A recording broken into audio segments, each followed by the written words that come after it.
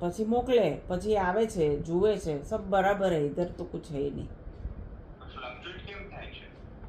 અરે કેટલા પ્રણાલી હતી ત્યારથી થાય છે ખબર છે. દેટ આઈ રિમેમ્બર, પણ હવે રિઝલ્ટ શું કીધું ઓલા લોકો? એ લોકો શું કહે છે કે રોડનું કામ થયું છે ને, તો જે નવો રોડ છે ને એમાં નીચેથી જેટલા વાયર્સ જાય ને, હવે એમાં કોઈ કટ થઈ ગયો હોય, કોઈના પર સિમેન્ટ લાગી ગઈ હોય, કોઈના પર પાણી લાગી ગયું હોય, તો એ ફોલ્ટ ક્યાં છે જ્યાં સુધી તમારો ફ્યુઝ ઉડી ન જાય કે ત્યાં કંઈક આમ બ્લાસ્ટ ન થયું કે કંઈ, એ લોકોને એ પોઈન્ટ મળી નથી રહ્યો કે પ્રોબ્લેમ ક્યાં છે.